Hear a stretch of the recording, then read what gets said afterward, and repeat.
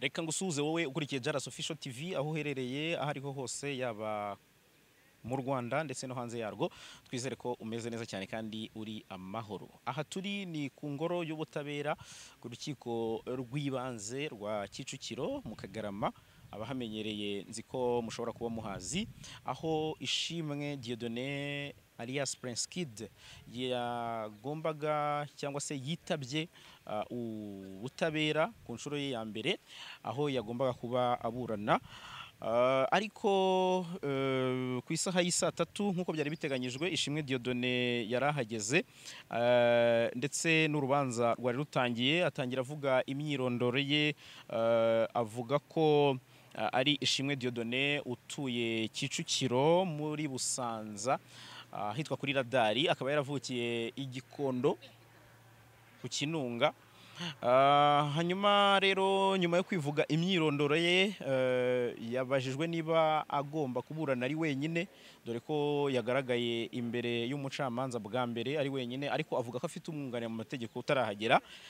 Umwunganira mu mategeko byabaye ngombwa ko ategerezwaho igihe runaka, ndetse umucamanza asaba umwe mu bagize umuryango wa Ishimwe Dieudonné ko yajya guhamagara uyu mwunganizi mu mategeko akaza kuba yahagera cyangwa akababwira uko byifashe.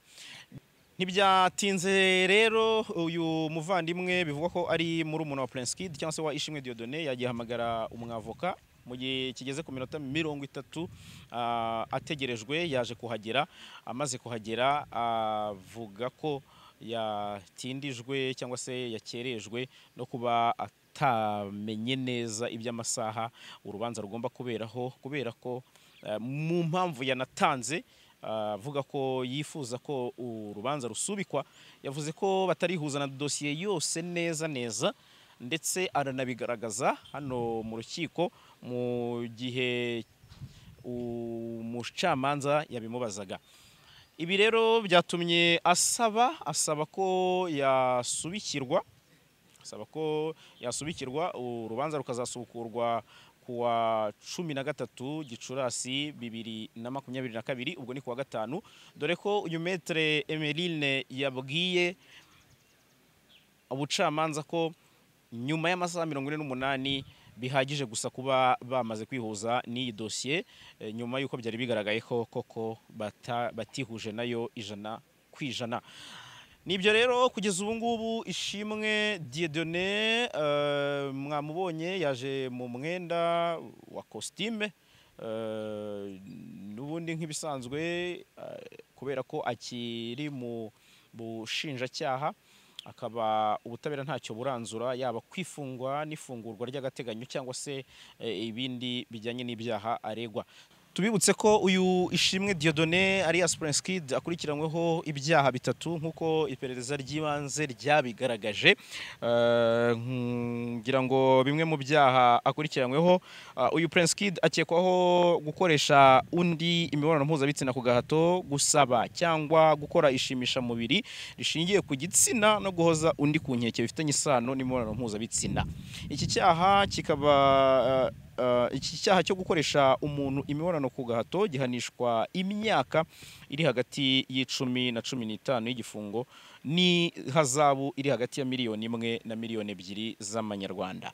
Icyo gusaba cyangwa gukora ishimisha mubiri rishingiye ku gitsina gihanwa n'itegeko rihana ibyaha bya ruswa, gihanishwa igihano cy'igifungo kiri hagati y'imyaka 5 n'7, ni hazabu iri hagati ya $1,000,000 na $2,000,000. Icyaha cya gatatu Prince Kid cyangwa se Ishimwe Dieudonné akurikiranywe nkuko iperereza ry'ibanze ryabigaragaje, ni icyaha cyo guhoza undi ku nkeke bifitanye isano n'imibonano mpuzabitsina, gihanishwa igifungo kiri hagati y'umwaka 1 n'imyaka 2, hakiyongeraho n'ihazabu iri hagati y'ibihumbi 100 n'ibihumbi 200. Ngibyo rero uko byifashe nyuma y'uko uyu Ishimwe Dieudonné asubikiwe. Reka dutegereze turebe, ubwo ni ku itariki 13 Gicurasi 2022, ni kuwa gatanu saa 3 zuzuye. Umucamanza yongeye kwitsa ku isaha kugira ngo umwunganira mu mategeko atazongera gukererwa nkuko byagenze.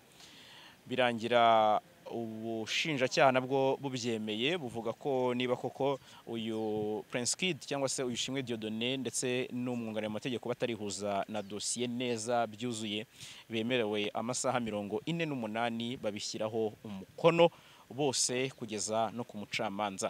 Ubwo rero ibisigaye reka tubiharire inzego z'ubutabera, ngira ngo twebwe icyo tubereyeho no kubagezaho amakuru uko byifashe, ibindi tugategereza icyo inzego z'ubutabera zizanzura. Mwakoze kubana natwe, nitwa Jalas, iyi ni Jalas Official TV. Kora subscribe niba ushaka kuba uwa mbere ku makuru, niba ushaka kuba wabana natwe mu biganiro bitandukanye ndetse n'amakuru agezweho. Mwakoze, Imana ibarinde.